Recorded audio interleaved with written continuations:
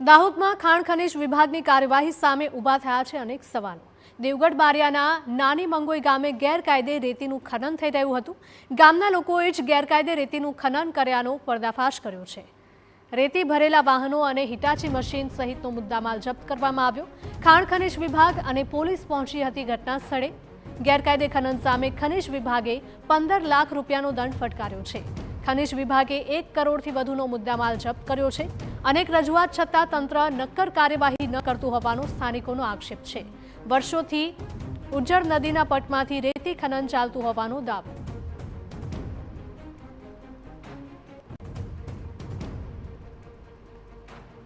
ઘણીવાર મામલતદારશ્રીને રજૂઆત કરી છે, તેમજ સર્કલ ઓફિસરને બી જાણ કરી છે, પ્રાંત ઓફિસરને બી જાણ કરી છે, કલેક્ટર સાહેબને બી જાણ કરી છે ફોન થ્રુ।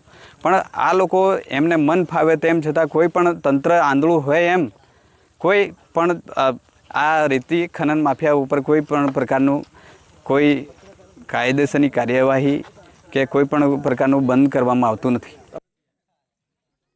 તો ગામના લોકોનો આક્ષેપ છે કે અનેકવાર તંત્ર અને ખાણ ખનીજ વિભાગને રજૂઆતો પણ કરવામાં આવી છે, છતાં કોઈ નક્કર કાર્યવાહી કરવામાં નથી આવતી, જેથી આખરે કંટાળીને ગામજનોએ જાતે તપાસ કરીને 4 રેતી ભરેલા ડમ્પર, 3 ખાલી ડમ્પર અને 1 હિટાચી મશીન ઝડપી પાડ્યું છે અને હવે સમગ્ર મામલે કડક કાર્યવાહીની પણ માંગ કરી છે।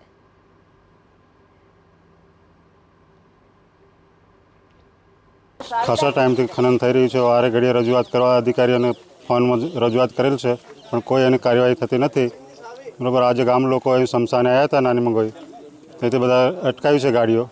તો ખનનમાંથી અધિકારી સાહેબ આવ્યા છે, પોલીસ સ્ટાફ પણ આવ્યો છે, બધી કાયદેસરની કાર્યવાહી કરેલ છે। આજે રેતી ખનન કરવામાં આવે છે, કોઈ માલિકીની જગ્યા છે, કોઈ લીઝ છે કે સર્વે નંબર કોનું છે? ના, કોઈ લીઝ નથી, કોઈ સરકારી પડતર જમીનમાં ખોદકામ ચાલે છે।